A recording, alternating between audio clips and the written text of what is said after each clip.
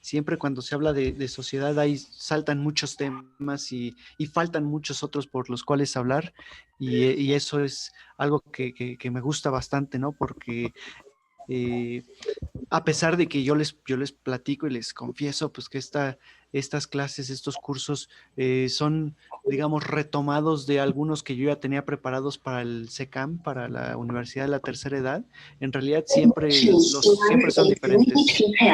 The Bluetooth device is connected. Ahí está, mira.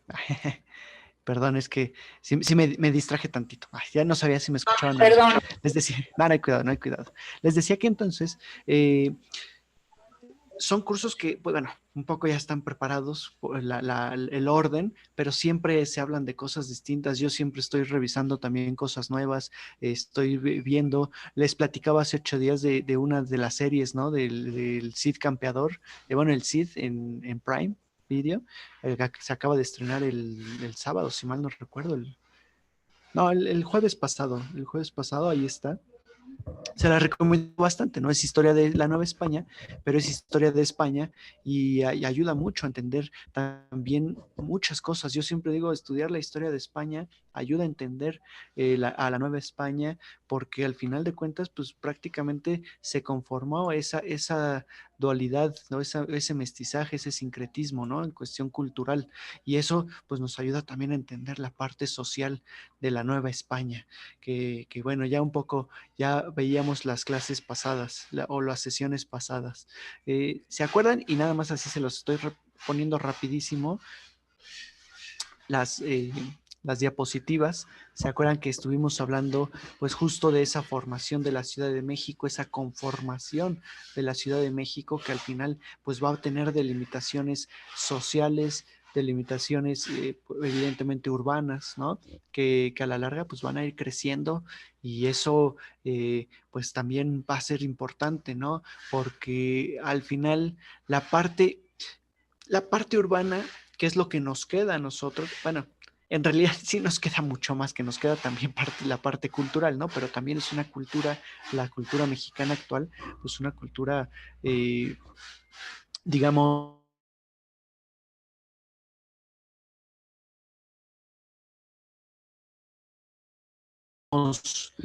mezclada o sincrética española, aunque tenemos muchos indicios españoles y también prehispánicos, no nada más mexicas, sino prehispánicos en general, ¿no? Todo Mesoamérica, por detalles gastronómicos y todos esos detalles.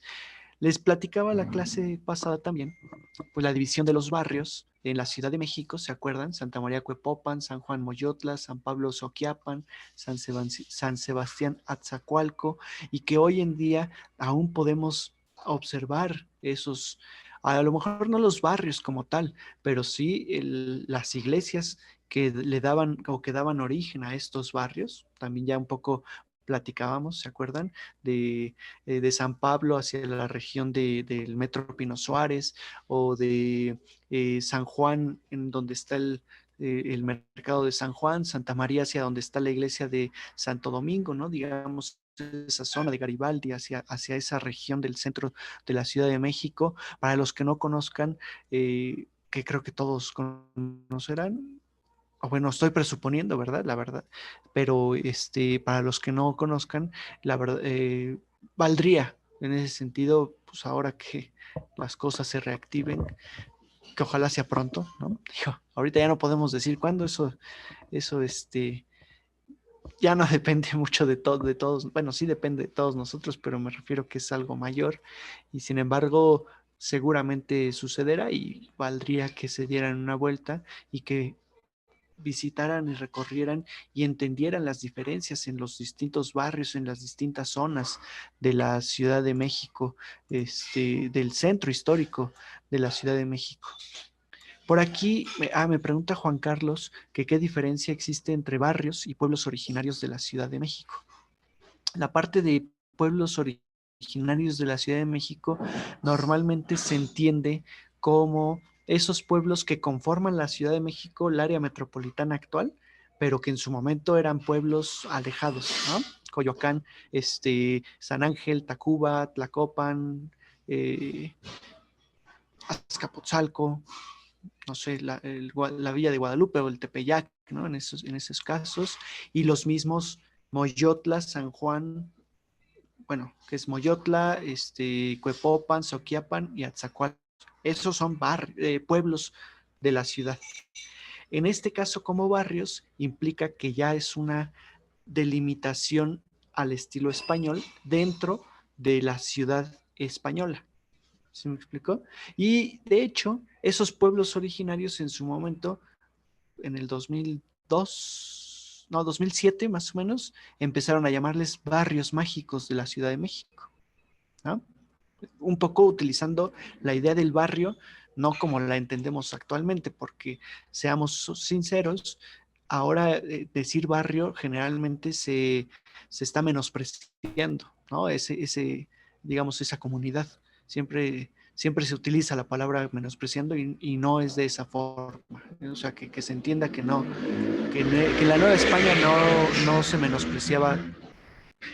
Bueno, es que pues sí, o sea, sí se menospreciaba, pero de una forma, de un carácter distinto al que actualmente tenemos. O sea, sí es que tampoco puedo decirles que no, porque al final no era lo mismo ser ciudadano, ser vecino de la Ciudad de México, que ser habitante de un barrio indígena, ¿no? En este caso.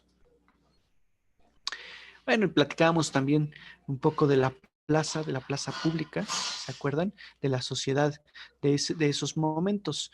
Vale decir, es importante, digo, aquí estamos viendo Santo Domingo porque es uno de los pocos ejemplos que existen de Santo Domingo. Bueno, no es de los pocos, en realidad hay muchas fotos, pero son muy del siglo XIX y XX.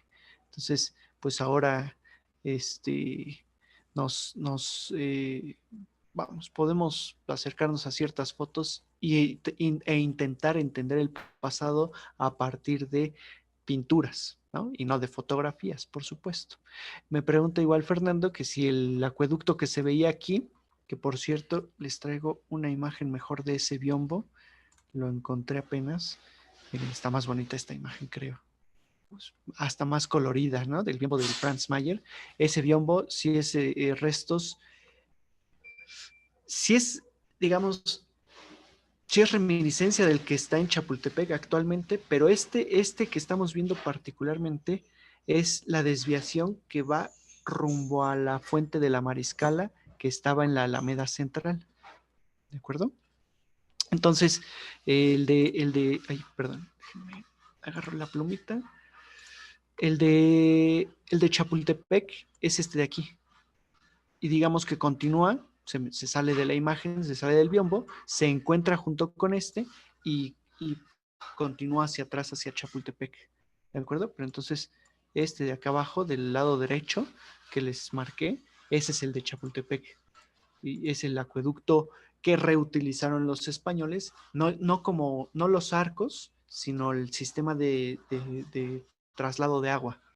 Porque entiéndase, digo, y esto es tema de, pues bueno, más específico, pero entiéndase que un acueducto está conformado por arcos, está conformado por túneles, por acequia y y por, ay, ¿cómo se llaman estas? Los que son bueno, son como acequias, pero en bajada en las barrancas y que tienen esta forma de sifón invertido, como el del WC, ¿no? Para que baje el agua y vuelva a subir y cruce la barranca cuando la barranca es muy grande. Si la barranca es muy corta, a 60 metros aproximadamente, o menos de 60, sí se utilizaban los arcos, ¿de acuerdo? Para darle este declive y cruzar. Es, insisto, es un tema para.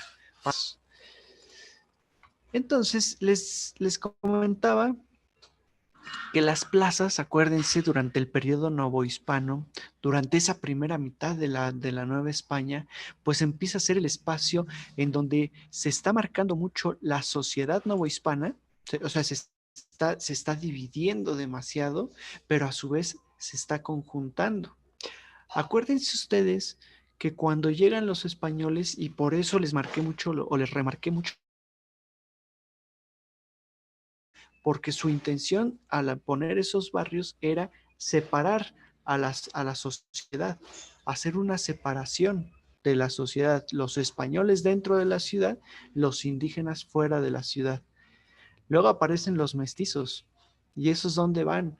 Pues esos pueden ir afuera o pueden ir adentro.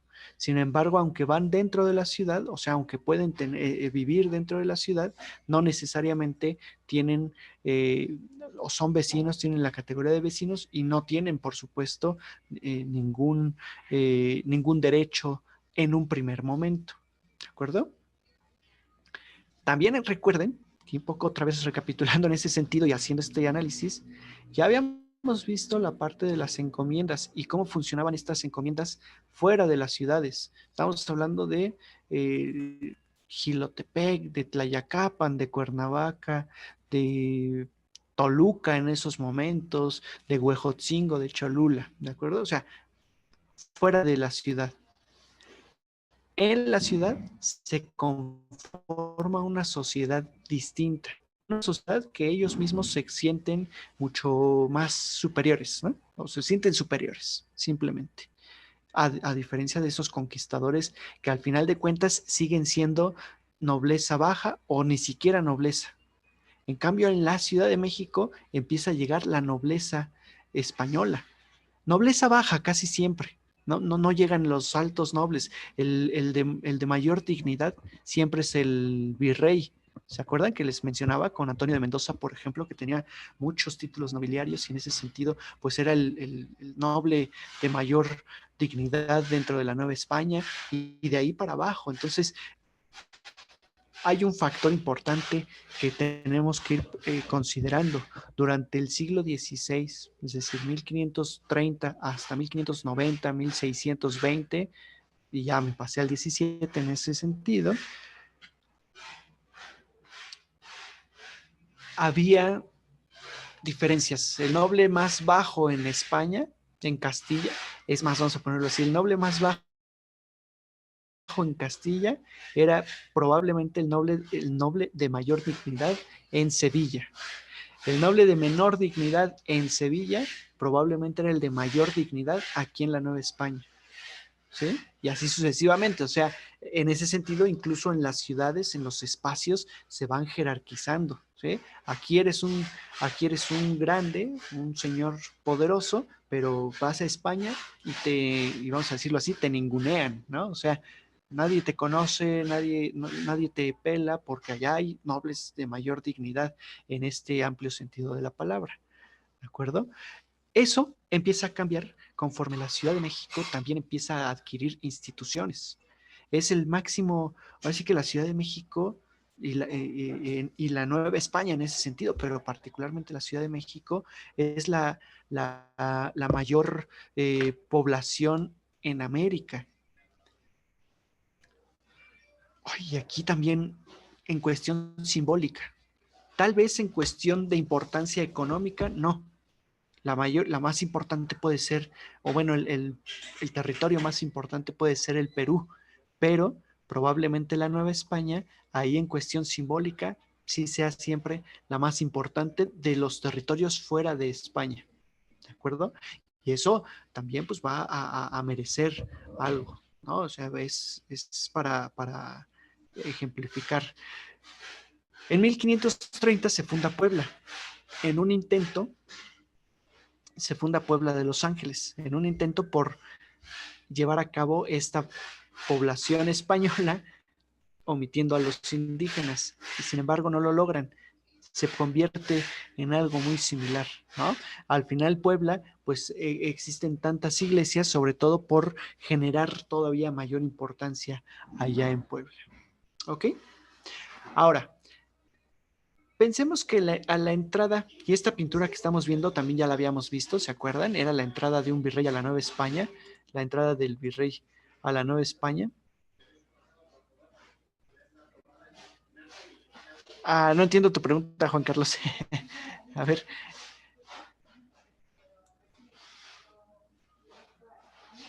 Bueno, ahorita que anotes, les decía que esta pintura que estamos viendo, que se llama La entrada de un virrey en la Nueva España, sí, Puebla viene de poblar, ajá. la Puebla de Los Ángeles. De hecho, Puebla más bien viene de pueblo, de población, ¿no? O sea, la ciudad de Puebla pues, se quedó con ese nombre, pero también era la Puebla de México, la Puebla de Oaxaca, la Puebla de, o sea, así se denominaba cuando se estaba urbanizando, ¿no? Cuando se estaba conformando. Esa es un poco por ahí, ¿no? Les decía entonces que esta pintura es la entrada de un virrey en la Nueva España. La entrada del virrey en la Nueva España, claro, ya hacia el siglo XVII, y después de Luis de Velasco se empezó a crear digamos, esta tradición de generar una entrada de un virrey de manera relevante. ¿Por qué digo esto? Con Antonio de Mendoza, que fue el primer virrey de la Nueva España, no se logró, no se generó algo tan importante como esto que estamos viendo, porque era el primero. La sociedad no estaba preparada para eso, no sabía qué se tenía que hacer, no había protocolos, no había, digamos, no había un antecedente. Pero cuando se va Antonio de Mendoza y entra Luis de Velasco, padre, por supuesto, Luis de Velasco padre, porque acuérdense que su hijo también, llamado Luis de Velasco, también fue virrey de la Nueva España. Cuando se va Antonio de Mendoza y entra Luis de Velasco, empieza a generarse todo un festín, toda una fiesta, ¿sí? Y eso pues se queda como tradición y continúan con esa tradición al grado de que digo en esta pintura que estamos viendo aquí, pues el virrey, acuérdense, tenía que entrar directo, primero por la Basílica de Guadalupe, tenía que pasar por el Tepeyac, pasaba por ahí, rezaba o hacía alguna oración, ¿sí? Y luego continuaba directito a la catedral para tomar posesión. ¿Quién le otorgaba posesión en esos momentos? ¿Quién le daba, digamos, esa validez? El cabildo catedralicio. No les, la verdad es que les soy honesto, no encuentro fotos del Cabildo Catedralicio. Es un espacio muy privado en la catedral de la catedral metropolitana. Es bien complicado entrar ahí. Yo en alguna ocasión logré entrar con la facultad porque una maestra tenía sus contactos y todo, pero no tengo fotos y no hay en internet así fotos del salón de cabildos, pero es una especie de audiencia, es una especie de cámara de diputados chiquita, por supuesto, en donde se sientan, más bien no cámara de diputados, sino más bien una especie de mesa redonda, ¿no? Donde están los dignatarios de la catedral, ¿no? Mucho más, eh, este, mucho más importante exactamente, y ellos en esos momentos cuando no hay virrey, pues son los que, digamos, los que le dan poder, ¿no? Es cuando hay sede vacante, ellos toman el poder, pero entonces se lo entregan al nuevo virrey, ¿sí? Exactamente un poco lo que dice Juan Carlos por ahí, ¿no? Que nos recuerdan algunos justamente. La Catedral Metropolitana justamente es este edificio que se encuentra del lado derecho. Aquí está el atrio de la catedral, ¿sí? Vean lo que chiquito, la verdad es que no es así, la perspectiva nos engaña, el atrio era mucho más grande, siempre ha sido mucho más grande de esto que estamos viendo, ¿no? Pero bueno, pues aquí está la catedral. Que vale decir, la catedral se terminó de construir en 1813. Entonces, también la pintura pues, demuestra una catedral, no es exactita la que estaba en esos momentos, es una pintura idealizada, ¿no? Justamente. Entra el virrey y todos lo están esperando, todos están celebrando, todos están conviviendo, lo que yo también ya les platiqué la sesión pasada, ¿no? La convivencia en un momento de fiesta es diferente a la convivencia diaria de la Ciudad de México y del resto de las ciudades como Puebla, Querétaro, Antequera en Oaxaca o Valladolid, ¿no? Que son las grandes ciudades en esos momentos de la ciudad, de la Nueva España, perdón. Fíjense aquí también cómo estamos, ahora sí que tenemos muy marcado justo las clases sociales que se empezaron a manejar. No se las quiero decir ahorita porque todavía para 1630, a pesar de que existían las más básicas, Las clases sociales, acuérdense, bueno, y se las voy a decir al final de cuentas, ¿no? Te voy a terminar explicándoles eso porque si no, no vamos a entender esta parte. Pero insisto, que se entienda que es hasta el siglo XVII cuando ya se genera toda esta serie de castas. Acuérdense que las castas pues tienen que ver con el color de piel y con el origen de cada persona, ¿sí? Españoles, indígenas y negros. Españoles de España, ¿sí? Que en realidad no eran españoles, eran blancos, no, casi todos de España o de Europa, indígenas, todos los habitantes de América, y negros o mulatos, todos los habitantes africanos, que después llegaron a las Antillas, se adaptaron y prácticamente todos los que venían de las Antillas. Y entonces, en la Nueva España siempre se caracterizó, o la Nueva España se caracterizó porque estas tres castas generaban mezclas, ¿no? Evidentemente, pues no faltaba el español que abusaba de una indígena o abusaba de una mujer negra, y en ese sentido, digo, yo digo negra, pero que nunca se entienda despectivo, ¿eh? Tampoco cuando digo indio, se entiéndase que así se les denominaba en esos momentos, y que no es despectivo, o que no lo intento usar despectivamente. Entonces, pues siempre era el español el más importante, el indígena el de en medio, y el negro siempre era el esclavo, al que se esclavizaba o al que se le trataba como esclavo, y el que no tenía ningún derecho.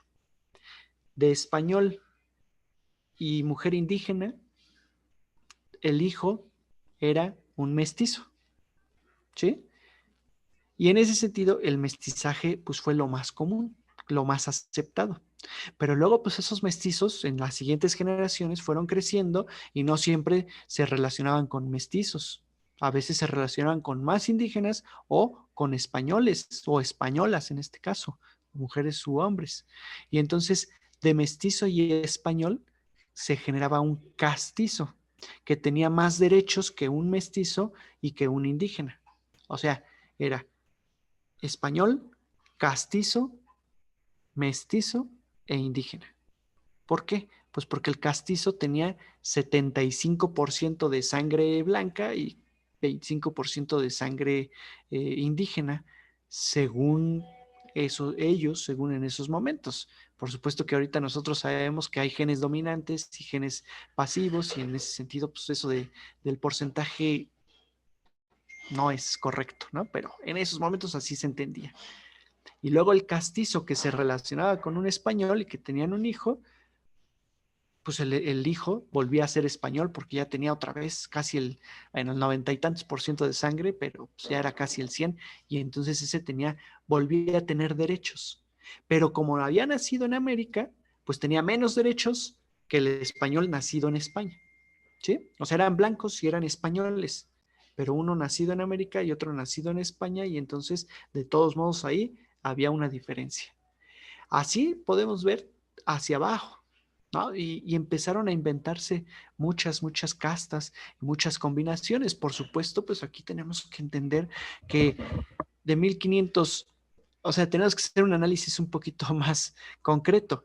Esta imagen, y perdón que divague un poquito, pero esta imagen es de 1730, si mal no recuerdo, les había dicho, ¿verdad? Resulta pues que aquí ya tenemos la aparición de casi todas las castas. Pero si ustedes ven, en 1521 apenas están llegando los españoles, pongamos el 21, aunque es el 19. 1521 apenas están llegando los españoles y apenas se pudieron, digamos, relacionar con los indígenas o con las indígenas, y apenas en 1521 están haciendo los mestizos. Entonces esos mestizos no van a poder tener hijos sino hasta 15 años después, 15, 20 años después, ¿sí?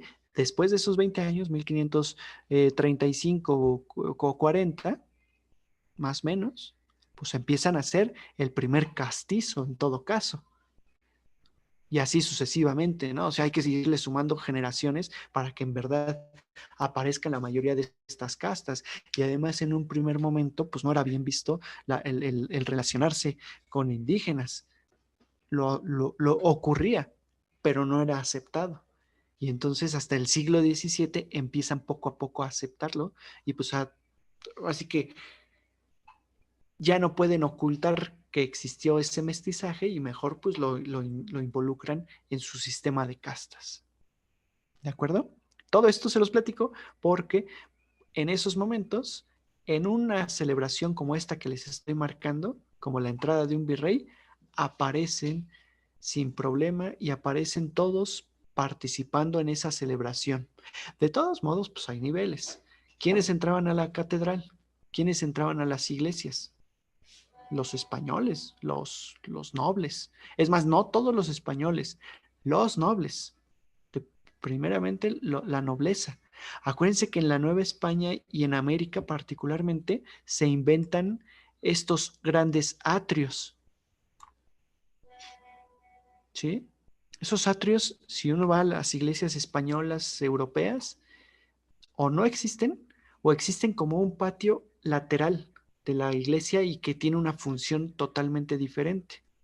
Estos grandes atrios se inventan en la Nueva España porque, bueno, digo la Nueva España, pero es en América en general, ¿no? Pero aquí, porque se supone, y dicen los maestros Manuel Toussaint y Francisco de la Maza, que los indígenas no querían entrar a los templos porque tenían miedo, en tanto que en la cultura mesoamericana el sacerdote era el único que subía el templo mayor, bajaba, o las pirámides y bajaban. Los indígenas se quedaban en la plaza, en las plazas que existían ya en esos momentos. Por eso la plaza aquí replicada y combinada, pues es muy importante, ¿no? O sea, les genera una confianza.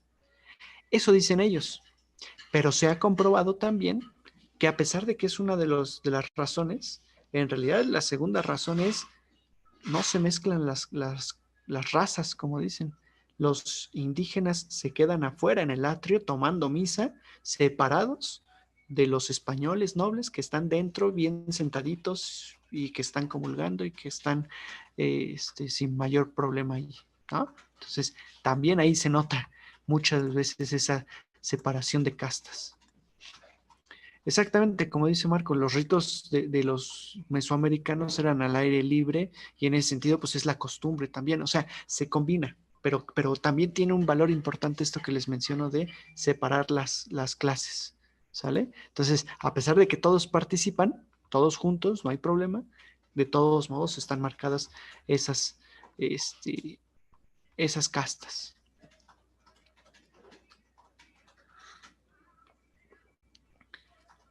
Resulta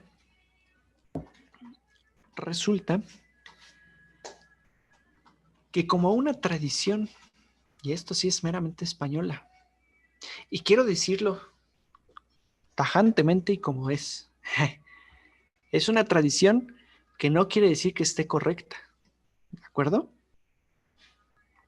Las corridas de toros.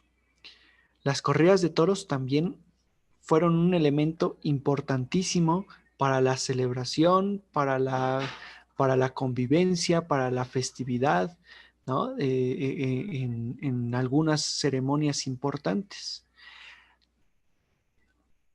Para los que les gustan las corridas de toros, sabrán que ahora, bueno, ahora ya ni siquiera es cada 8 días, ¿verdad? Pero en realidad hasta no hace mucho, pues las corridas en cierta temporada eran cada domingo, cada 8 días, y pues había todo un pues esa temporada del toreo, ¿no? Anteriormente no era así, no era que cada 8 días hubiese corridas de toros, era era una ceremonia, vamos a decirle ceremonia, era una tradición que se utilizaba únicamente en las fiestas, en los momentos importantes. Esta pintura que estamos viendo, es del biombo de la alegoría, se llama biombo de la alegoría de la Nueva España, pintada en el siglo XVIII, alegoría de la Nueva España. Como les digo, mucho de vida cotidiana lo tenemos, pero hasta el siglo XVIII. Sin embargo, desde Hernán Cortés, en esta plaza que no tenía ningún mercadito, que no tenía toda la estructura de la acequia, que no existía la catedral, sino un edificio chiquito, ¿no? A la especie de catedral, o sea, era una plaza menor todavía. En esta plaza mandó cercar una corrida de toros en honor a Antonio de Mendoza, cuando llegó Antonio de Mendoza a la Nueva España. Y entonces eso también se quedó como tradición. A la entrada de un virrey se generaban estas corridas de toros, que además vale decir, no era un toreo a pie, como ahora se hace, era un toreo a caballo, tipo rejoneo, ¿no? Lo que ahora, lo que le llaman el rejoneo. Se soltaban toros y evidentemente, pues esto implicaba, ¿no? La muerte del animal y pues también el júbilo y el gozo de la mayoría de la población. ¿Por qué en la Nueva España ocurre esto? Porque, bueno, ustedes saben, en Colombia, en Venezuela, en Perú, por supuesto, en Portugal, en Francia, al sur de Francia, pues estas corridas eran o fueron en su momento también muy importantes. Pero particularmente las de la Nueva España son relevantes porque toda la sociedad, acuérdense que fue llegando poco a poco, es una tradición muy andaluza en España.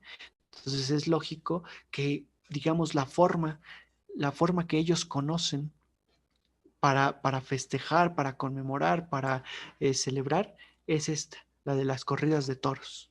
¿De acuerdo? Y entonces, pues también aquí se va generando esa corrida de toros. En esta imagen de la alegoría de la Nueva España, al final justamente es una alegoría como esta otra, como los biombos que les he mostrado. Pero bueno, ahorita enfoquémonos en esta. ¿A qué voy? Que no es una...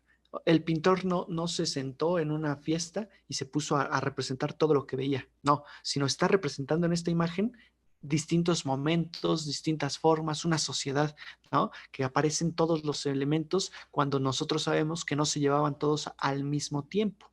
Aunque sí, lo importante es la entrada de un virrey. ¿Y cómo sabemos eso? Porque aquí, fíjense, tenemos un arco triunfal ahí atrásito. Se ve un poquito tenue porque no encontré una imagen mejor. Les digo que para encontrar esto es complicado a veces, pero aquí tenemos un arco triunfal. Por supuesto, la pintura es del siglo XVI, pero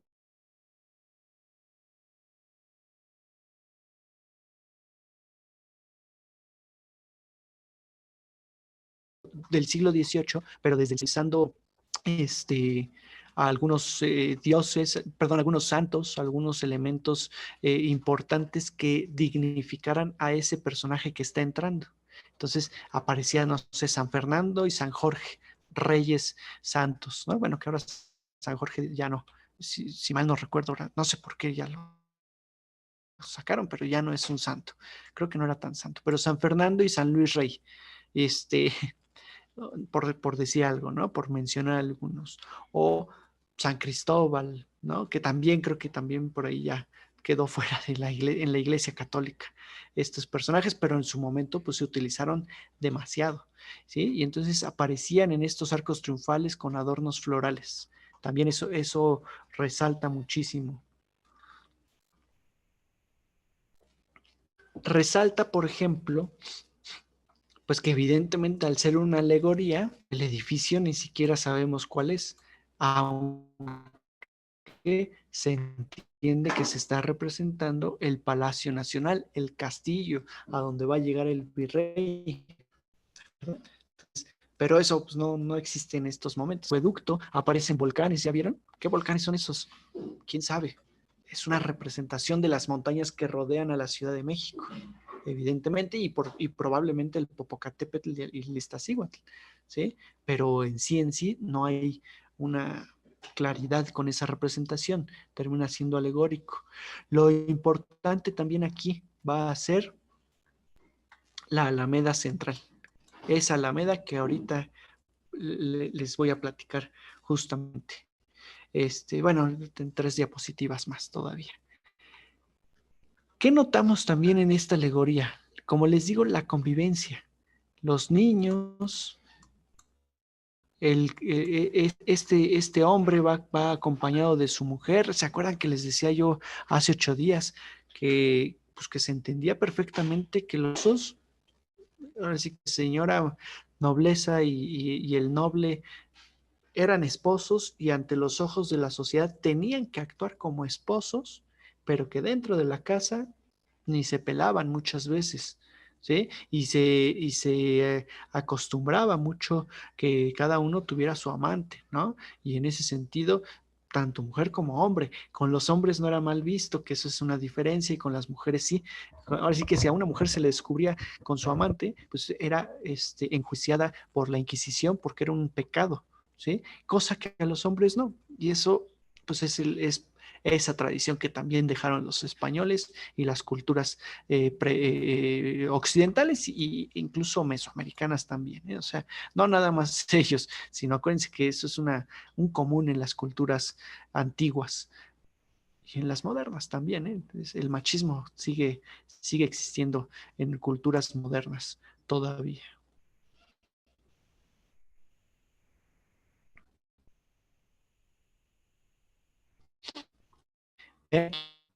En 1706, Pedro de Villegas y rey Francisco Fernández de la Cueva, duque de Alburquerque y marqués del Cuéllar, y su mujer, no me sé el nombre de su esposa, en el Canal de la Viga y en el pueblo de Iztacalco. Esta pintura está en el Museo Sumaya, ahí la pueden ver, y es muy interesante. Miren, a ver, nos está diciendo Juan Carlos, y les leo para que todos se Jorge, porque no existieron, sino fueron sincretismos. Y en el siglo XXI, supongo que dice, en el Vaticano III, eh,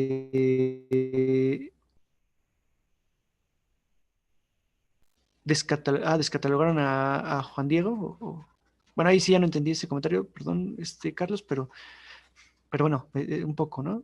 Sí, lo que pasa Esto es que que mencionabas, en el Concilio justamente. Vaticano II Sí, descontinuaron a muchos ajá, santos porque no existieron. Por ejemplo, San Jorge fue producto de un sincretismo, sí, y pues varios santos también, ¿no? Igual San Valentín, entre Eros y pues una figura católica, y pues no existió. Entonces los sí, suprimió el Concilio Vaticano II. A ver si pues ok. tengo esperanza de que en el Vaticano III, en el siglo XXII, pues Ya, ya. tal vez descataloguen a Juan Diego, ¿no? Probablemente porque ahí, sí, sí, sí, es luchar también contra una ideología y contra una creencia, ¿no? Importante, y contra cosas que no podemos comprobar, ¿no? Yo les insisto, ¿qué es lo que no podemos comprobar? Ni podemos comprobar la existencia, ni la no existencia tampoco, ¿no? Eso es lo complicado, y entonces, si la creencia sí existe, pues se mantiene, se deja. Eso también, ¿no? Sí, gracias, Juan Carlos. Eso es bueno. Fíjense aquí abajo como evidentemente, o sea, la Nueva España es la corte es la corte del virrey, se convirtió en una ciudad cortesana, ¿no? O sea, se manejó todo lo que implicaba la corte, los súbditos, las diferencias en cuestión de barcos, ¿no? En este caso de canoas o de bergantines, que son con los cuales se pueden navegar en estos canales, acuérdense ustedes, en donde está llegando el virrey, ¿sí? Allá al pueblo de Ixtacal con el canal de la Viga, y simplemente es para visitar estas poblaciones. O sea, sí se daban sus lujos los virreyes. Acuérdense que los virreyes empezaron a tener sus casas de verano en este en Chapultepec. O sea, lo que ahora es el castillo de Chapultepec, en su momento funcionó como la casa de veraneo del virrey en el siglo XVII. Luego fue una capilla de San Miguel, y luego ya se utilizó como colegio militar y guarnición de pólvora y todo eso. Pero en su momento, eso que, bueno, que no existía el castillo, por supuesto, ¿eh? Era una construcción diferente. El, el arzobispo, híjole, es que acá adelantito tengo unas imágenes del edificio del arzobispado, pero bueno, todos lo conocen, está ahí en el centro, ahorita se las enseño. El arzobispo además tenía su casa de veraneo en Observatorio. Hoy es el edificio del Servicio Meteorológico Nacional. ahí a un ladito de Prepa 4. No sé si lo conocen, pero si no lo conocen, un edificio impresionante. Y atrásito, ya separaron ese espacio, es el museo de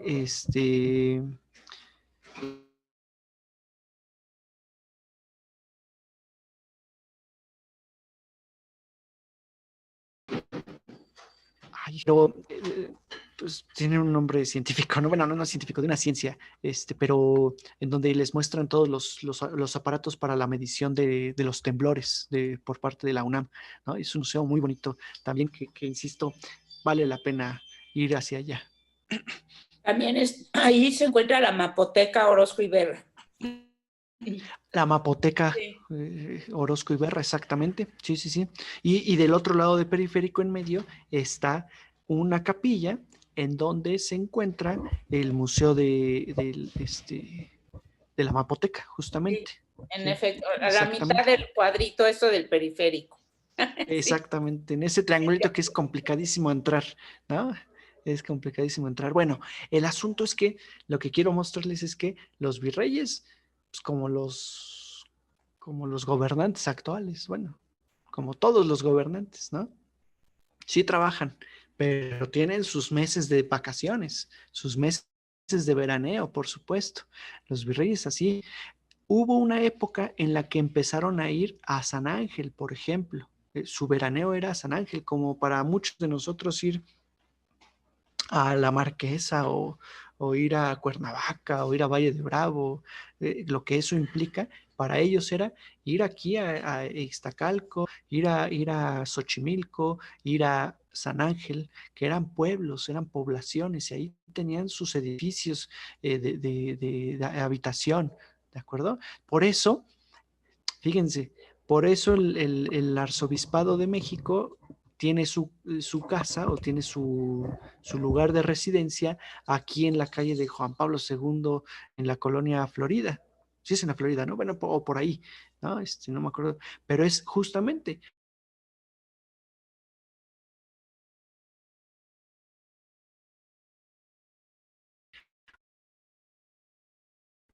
porque ese espacio pues, ya fue simplemente una cuestión de práctica, pero en realidad no, o sea, tiene ese antecedente justamente. Vean aquí en esta imagen cómo lo que logramos ver es el tránsito en los canales. A pesar de que los españoles lucharon contra esto, en la San José Insurgentes nos dice Marco, justamente. Sí, bueno, no estaba tan alejado. Perdónenme. A pesar de que los españoles lucharon contra los canales, intentaron como de lugar de secar el lago de Texcoco, ¿no? Ya les decía yo, Enrico Martínez, Fray Andrés de San Miguel, Manuel Tolsá, Pedro de Arrieta, todos estos arquitectos importantes del periodo novohispano, de los 3 siglos que duró, participaron en el intento por desecar el lago de Texcoco y no se logró, en esos momentos no se logró. Y entonces, pues ya para 1700, y me estoy adelantando un poco en el tiempo, pero bueno, pues porque es lo que estamos viendo, prácticamente terminaron por aceptar y el virrey se trasladaba en canoa, se trasladaba en medio de estos canales. Al final de cuentas, pues si no, como dicen, si no puedes con el enemigo, úneteles. Si no puedes con esa situación, pues mejor aprovéchala y entonces genera un sistema para tú trasladarte en todo esto, ¿no? Con sus distintos puentecillos, ¿no? Para cruzar de una chinampa a otra, porque estas al final siguen siendo chinampas, que poco a poco pues se van consolidando y van creciendo, se van desecando las pequeñas canalitos y prácticamente quedan las acequias o quedan los canales, ¿no? Los grandes canales. Por eso las avenidas que se llaman Gran Canal o Gran Canal de la Viga o Circunvalación, estas avenidas que están cercanas allá. ¿Sale? Bueno, que ya lo habíamos visto, simplemente se los traje en mejor resolución. Creo que está un poco mejor detallado. Y vean cómo, acercándonos un poco más, destacan mucho las torres que yo les mencionaba, ¿no? Las iglesias que aparecen ahí. Ok.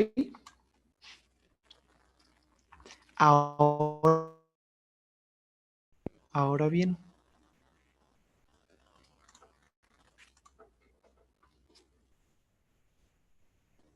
miren, era el de mejor resolución. Se supone.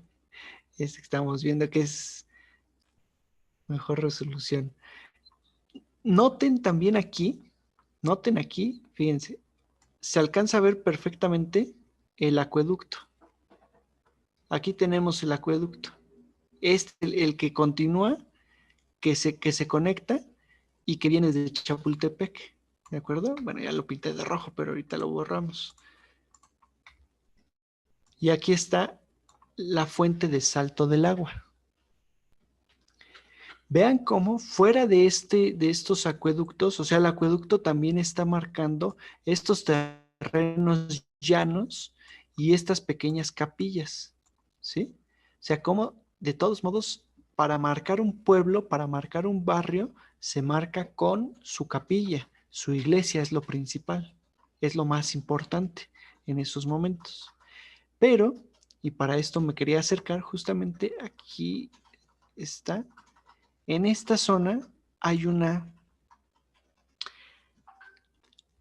capillita en la esquina de la catedral que ya no existe, pero que existió.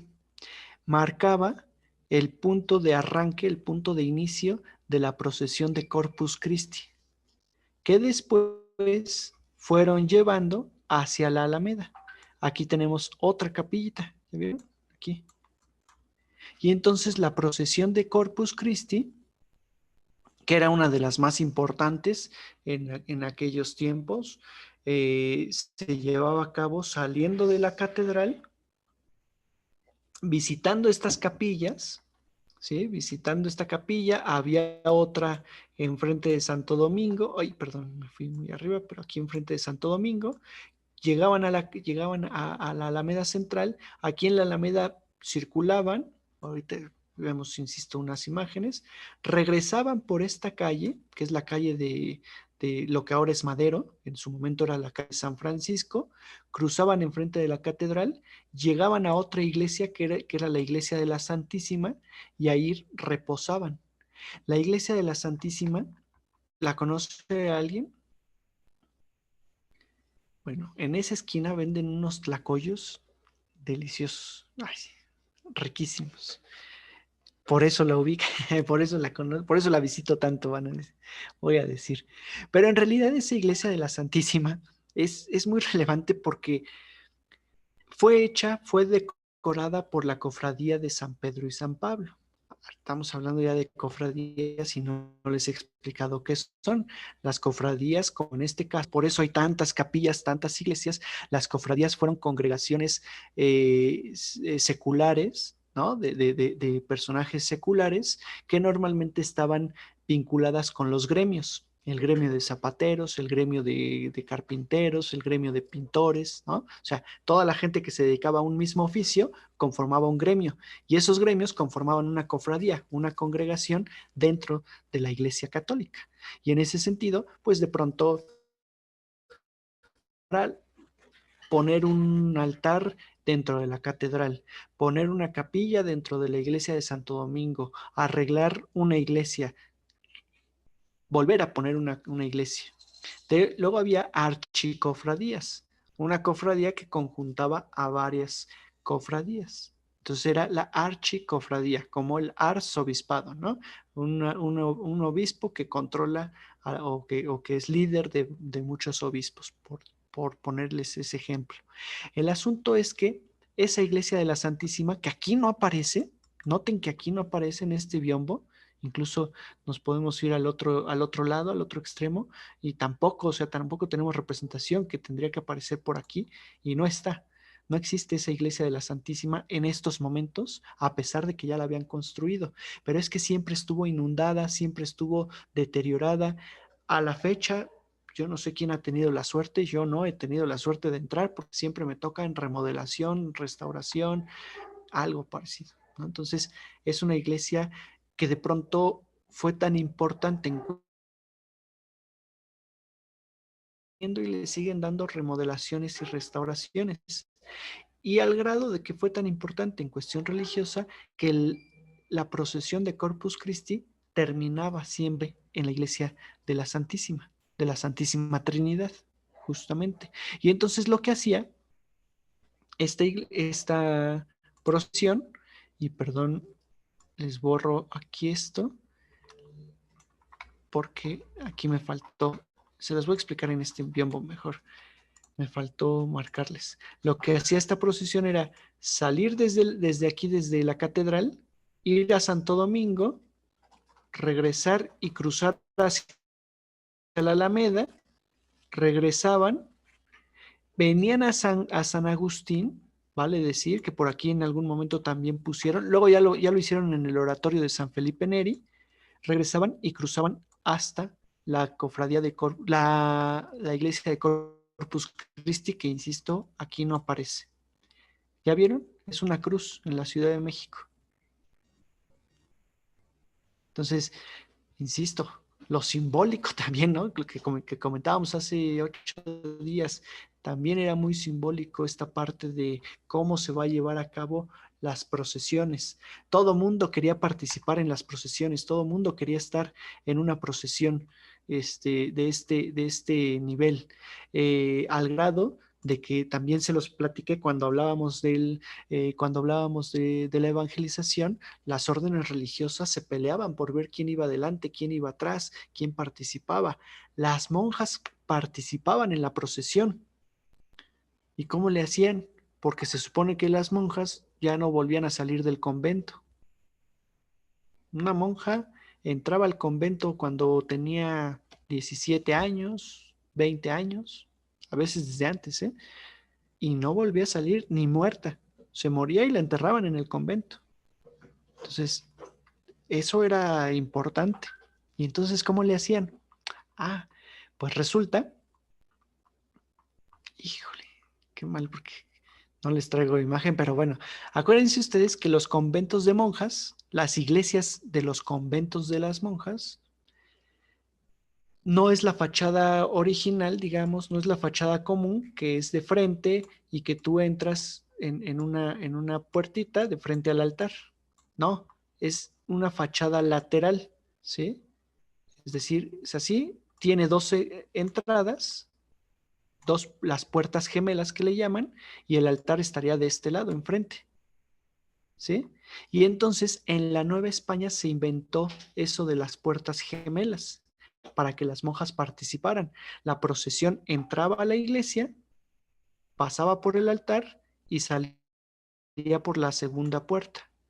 Cosa que en Europa eso no existía. Después lo replicaron, pero este tipo de construcción de dos puertas, de dos portadas, solamente en la Nueva España. Igual ahorita, si buscan ahí cualquier convento de monjas, seguramente les aparecerá esto que les estoy marcando, ¿no? El de las dos fachadas, el de las dos puertas en la fachada, ¿sale? Ahora, para tenerlo diferente, me pregunta Lilian que la basílica en qué época se construyó.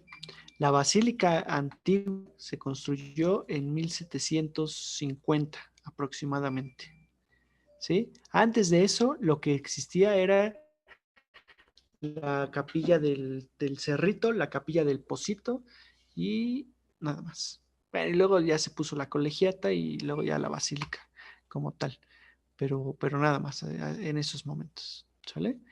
Ahora, les estoy marcando el periodo festivo, o sea, estábamos viendo la parte, digamos, fuera de lo común, ¿no? Que solo ocurre un día, bueno, que en la Nueva España que hay fiestas a cada rato, pues ocurren 10 días al año, 15 días al año, pero muy salteados.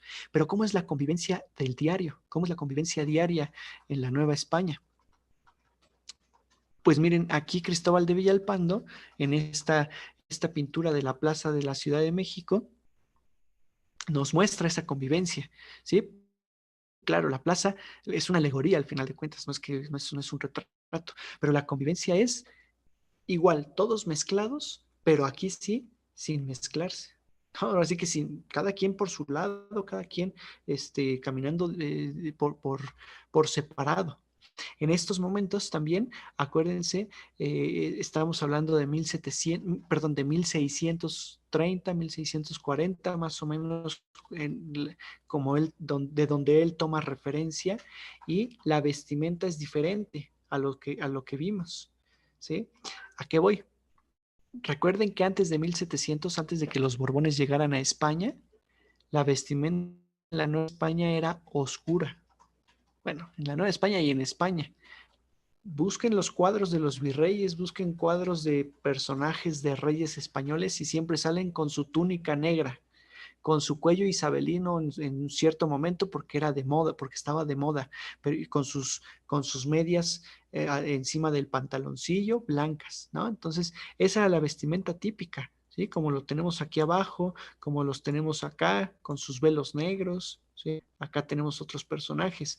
De pronto los soldados pues iban por separado. Estos soldados son parte de la corte del virrey, o de la guardia más bien del virrey, estos personajes que tenemos aquí. ¿De acuerdo? ¿Por qué? Pues porque aquí viene el virrey. Aquí está el virrey. Fíjense cómo estos dos monitos, estos dos personajes, se están inclinando ante él. Estos de aquí. Se están inclinando ante la persona, ¿no? Ante el dignatario, justamente. Aquí, miren, más cerquita. ¿Ok? Cómo, de todos modos, hay una convivencia social indirecta. ¿Sí? O sea, aquí no van mezclados, van españoles con españoles, los pueden ver ustedes por ahí, algunos van a caballo. Recuerden que hasta el siglo XIX los indígenas no podían andar a caballo, si acaso en mula, y no podían andar sobre la mula. Tenían que traer la mula cargando cosas, eso sí, pero ni siquiera podían andar en la Ciudad de México cargando la mula, digo, cabalgando la mula, más bien, ¿no? Bueno, evidentemente también aquí las mujeres, ¿no? Las marchantas que van caminando, que van pasando, eso pues es una convivencia diferente, distinta. Aquí, por supuesto, ya tenemos al mercado del Parián, perdón, mucho más estructurado, ya de mejor construcción, justamente, que ya también ya lo habíamos platicado la sesión anterior. ¿Se acuerdan? También en este cuadro vimos esto.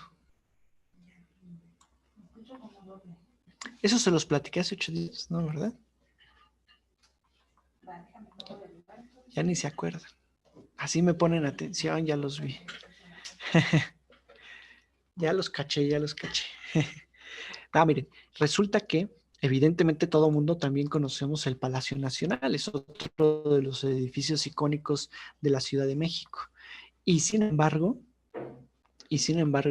ese Palacio Nacional que tiene su antecedente en el Palacio Virreinal y que tiene su antecedente en el Palacio de Gobierno, el Palacio de Moctezuma, ¿sí? Que evidentemente estaba en esta esquina, el Palacio de Moctezuma, a un lado de Templo Mayor estuvo acá a un lado, ¿sí? Poco a poco lo hicieron crecer y fue pues, un edificio virreinal, un edificio de gobierno, y lo fueron haciendo crecer. En el siglo XVIII lo extendieron hasta acá. ¿Se acuerdan qué había aquí? Eso sí lo platicamos. La universidad, la Real y Pontificia Universidad.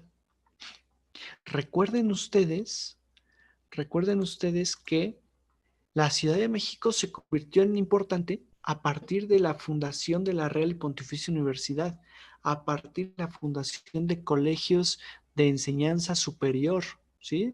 Es decir, los colegios jesuitas, los colegios carmelitas, los colegios franciscanos, colegios de alta importancia, de altos estudios, que después en la universidad se licenciaban aquellos que habían pasado en el colegio, que habían estado en esos colegios, y prácticamente eran religiosos los que participaban en uno y en otro, pero que hubo los que no, ¿verdad? La Nueva España empezó a crecer también por la imprenta que se trajo. Acuérdense que en 1532, si mal 28, Juan de Zumárraga, Fray Juan de Zumárraga, trajo la primera imprenta a la Nueva España. ¿Sí? Y en la Biblioteca Nacional de México, que está bajo el resguardo de la UNAM, pero que no pertenece a la UNAM, pertenece a la Nación, se encuentran algunos de los incunables, o lo que les llaman incunables, que son esos primeros libros editados e impresos en esa primera imprenta, ¿no? La Biblia, por supuesto, libros de coro, libros, alguna literatura y por supuesto Cervantes, el Quijote de Cervantes, que sí se imprimió aquí en la Nueva España, aunque ya fue hasta el siglo XVII y en ese sentido ya no se debiera considerar incunable, porque es hasta el XVII, solamente los del XVI, pero bueno, vaya ahí todo un debate, por supuesto. El asunto es que eso hacía grande, eso hacía crecer a la Ciudad de México. El edificio del Pariano, me pregunta Lilian, no, ese lo destruyó Antonio López de Santa Anna en 1843, 44, una cosa así. Pero fue Santana el que destruyó el edificio del Parián. Lilian, perdón. Les decía que el asunto con la Nueva España, pues insisto, que todas estas instituciones la convirtieron en una metrópoli. La universidad estuvo en una esquina. Ahí actualmente está el Museo UNAM Hoy, así se llama, Museo UNAM Hoy, donde estaba que era una cantina. Ay, no me acuerdo de esa cantina, a un lado del Museo Herdes, ahí en la esquina, en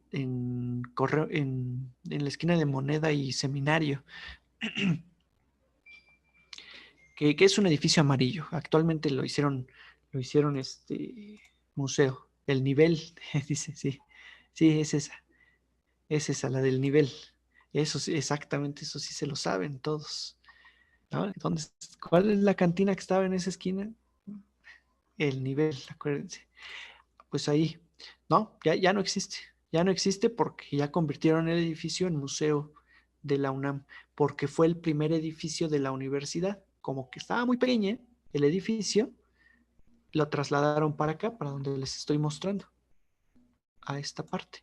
De hecho, ahí se ven los arcos de la universidad, que resulta en el siglo XVIII unificaron la fachada del edificio virreinal y prácticamente la Real y Pontificia Universidad estaba dentro del edificio virreinal.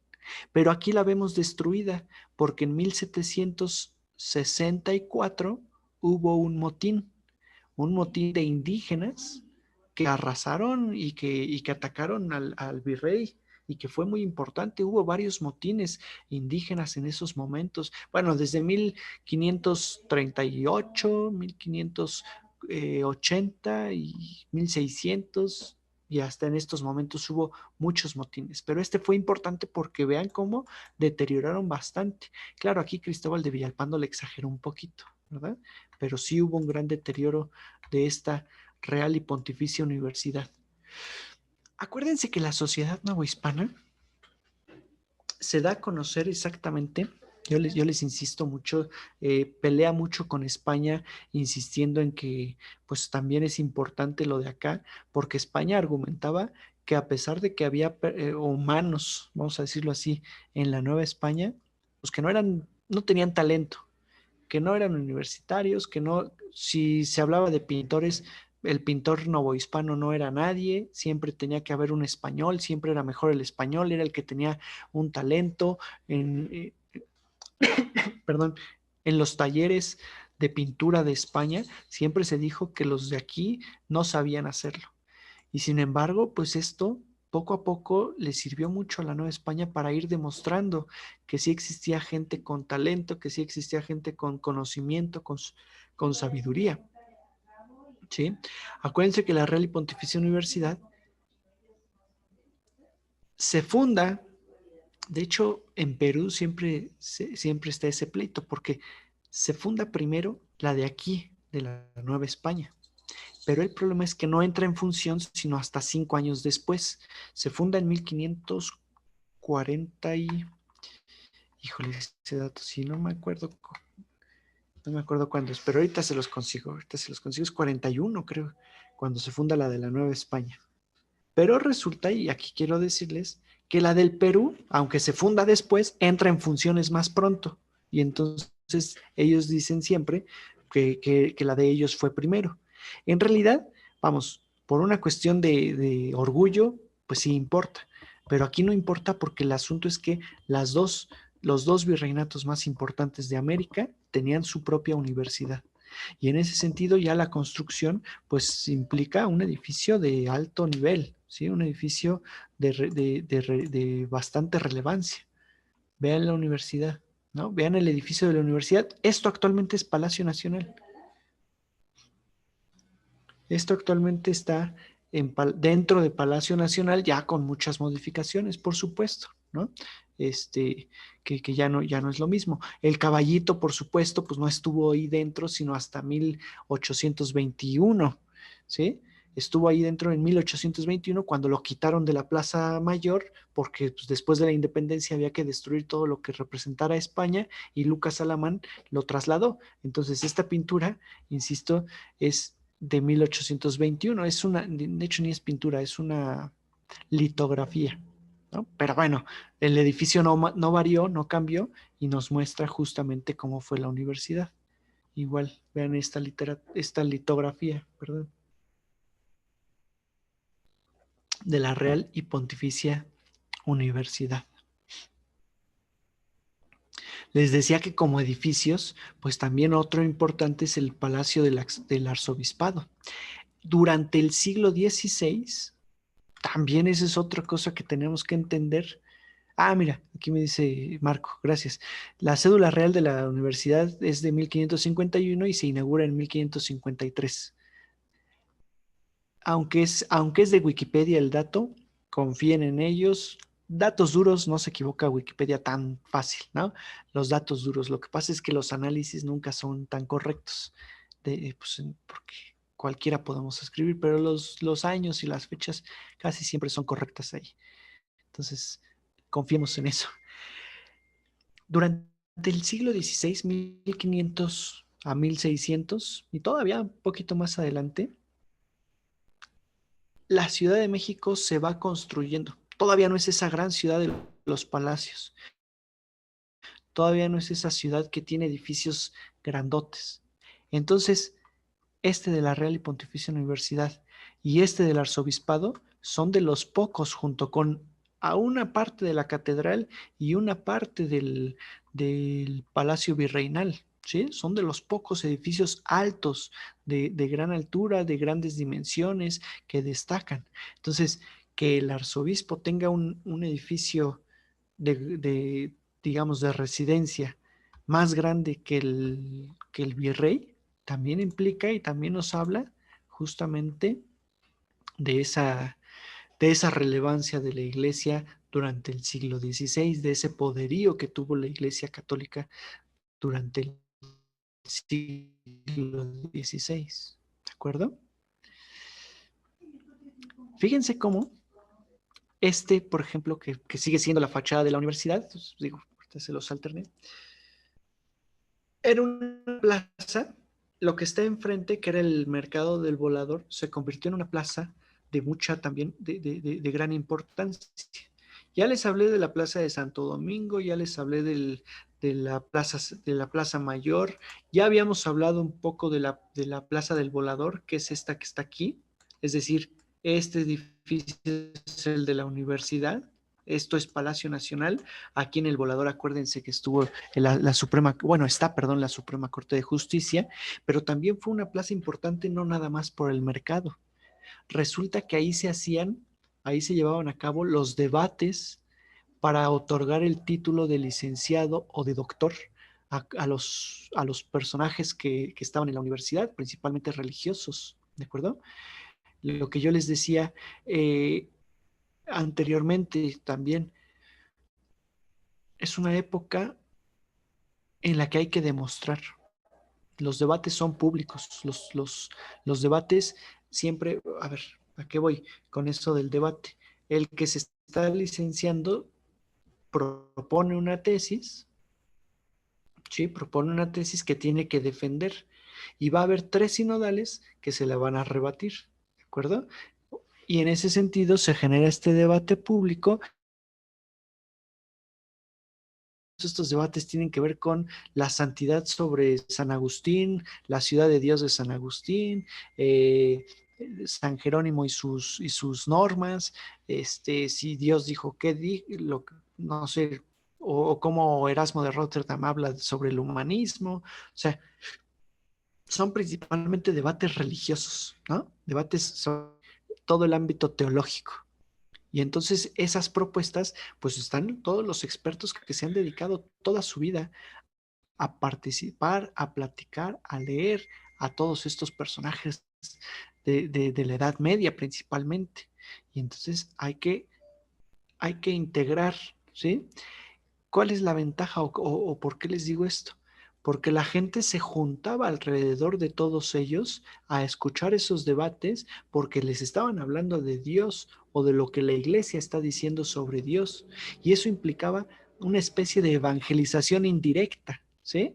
O sea, si acá me estás diciendo el que está proponiendo la tesis que San Agustín, digo, estoy inventando cosas, pero que San Agustín habló sobre el infierno y que el infierno va a haber esto y va a haber aquello y no va a haber y X, y entonces los otros le dicen, sí, pero el infierno es más cruel de lo que crees, no sé, empiezan a debatir, pues la gente se está asustando o está concientizando eso que le están diciendo, y entonces es parte también de la evangelización indirecta en ese sentido. Entonces, en esta universidad eso ocurría, eso era importante.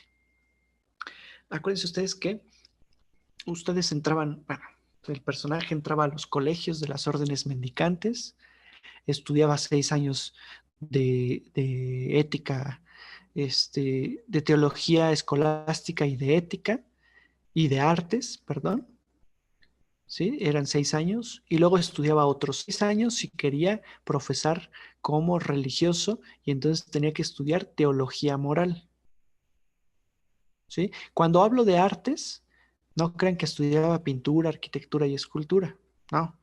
Estudiaba gramática, retórica, lógica, ética, ¿sí? O sea, esas son las artes, la forma de usar el lenguaje.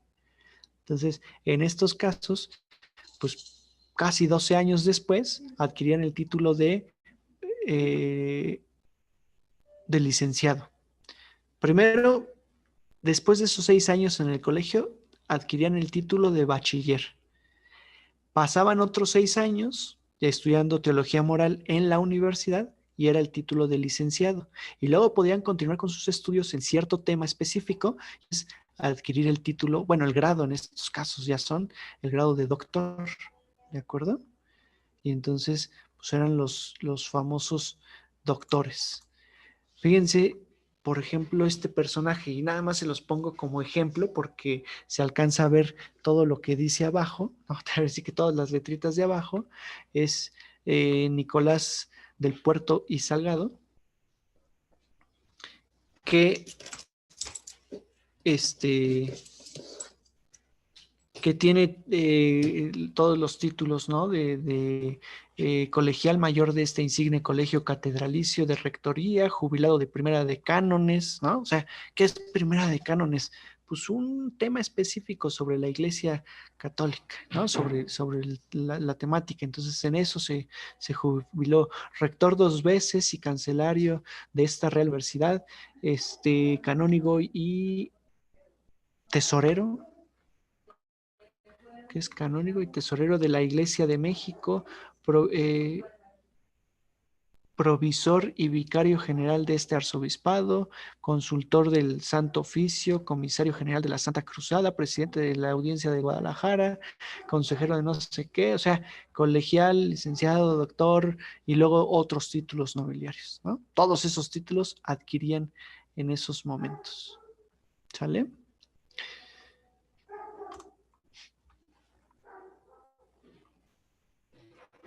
Fíjense, ahí está la Alameda Central. Esta es la Alameda. Esta es la iglesia de Corpus Christi. No, perdón. Sí, sí, la de Corpus Christi. Esta es la iglesia de Corpus Christi. Ahora es un archivo, es el Archivo General de Notarías. Bueno, o parte del Archivo General de Notarías. Y vean las capillas que les estoy diciendo por donde pasaba la procesión de Corpus Christi, justamente. ¿De acuerdo? Por ahí entraban estas procesiones.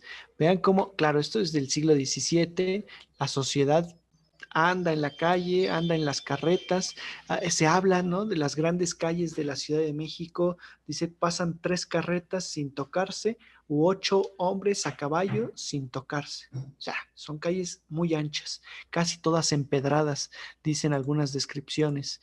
Esa es Avenida Juárez, en este caso es Avenida Juárez, ¿de acuerdo? Acá.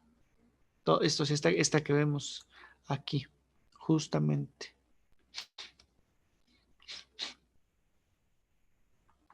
Vean aquí. Esto de aquí sería Avenida Juárez. Enfrente está el acueducto. Del lado derecho estaría el convento de Santa Isabel y del lado izquierdo estaría el convento de los dieguinos. Otra imagen, otra representación de la Alameda con sus fuentes, con sus calles dentro de esta gran Alameda que no creen que desde el siglo XVI existió. Esto existe en 1630, 1640. No, perdónenme.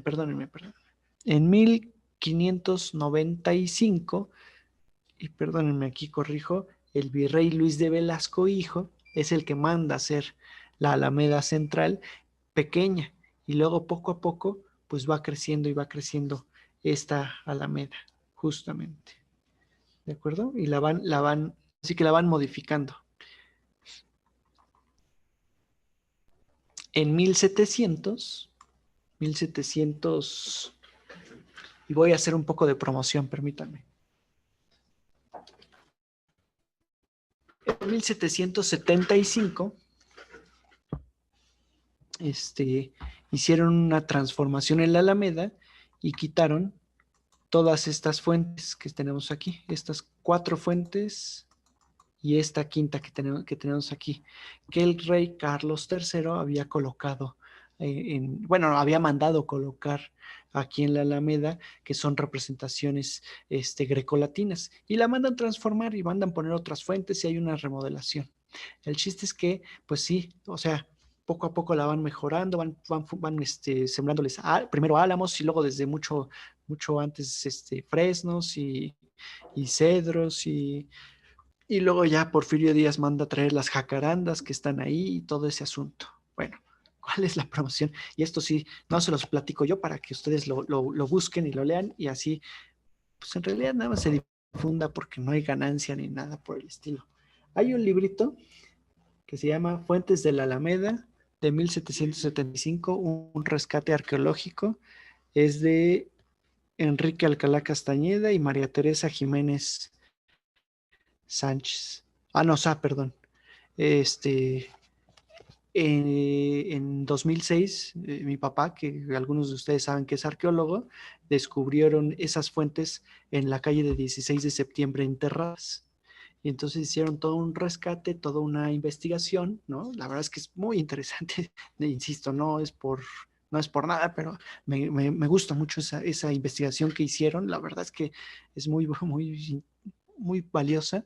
Y acaban de publicar, este año acaba de salir este libro que les publicó el Instituto de Antropología. Que les digo, no hay mayor ganancia porque pues, no le dan regalías ni nada por el estilo. Le dieron sus 20 libritos y nada más. Pero vale la pena. En el INA lo encuentran en cualquier librería del INA, si se les antoja. Fuentes de la Alameda de 1775, un rescate arqueológico. Y ven todo ese proceso por investigar de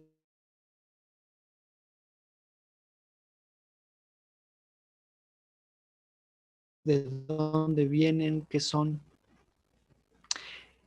Esto de la Alameda combina 2 elementos importantes en la Nueva España, la parte religiosa y la parte social. Por eso estas figuras grecolatinas se quitan, porque aluden a dioses griegos o a personajes griegos. Y entonces llega el nuevo virrey, llega Carlos IV y dice, hay que suprimir un poquito eso, otra vez. Y entonces vuelven a figuras cristianas. Bueno, resulta que esto fue un ir y venir constante.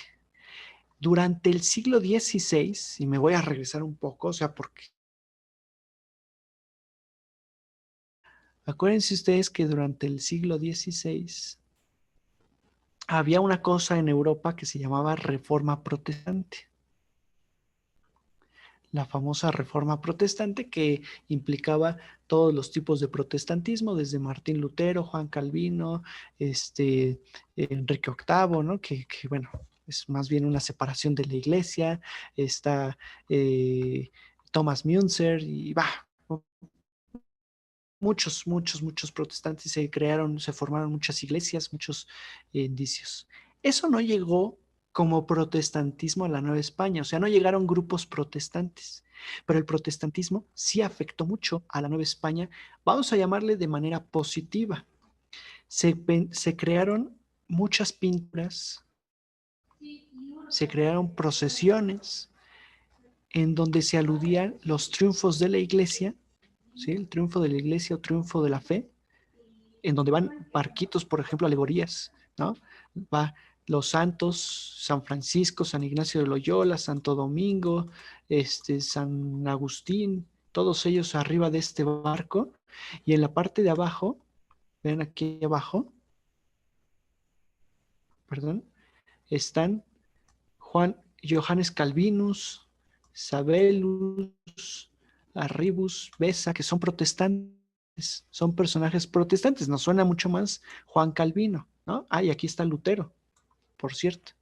O sea, no los conocían, ¿no? Es decir, no habían leído los textos, pero la iglesia aprovechó eso para demostrar que todo tipo de herejía, todo tipo de protestantismo terminaba así. Fíjense cómo van en barcos navegados por demonios, ¿sí?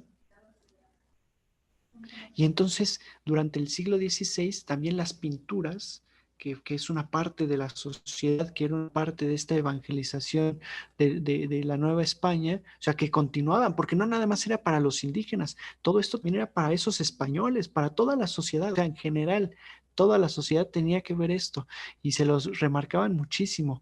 Pinturas como esta, ¿no? Que es la iglesia triunfante, que está en el convento de los Carmelitas en Celaya, y en donde pues igual están los carmelitas, ¿no? San Juan de la Cruz, Santa Teresa de Ávila, este es un padre de la iglesia, San Alberto,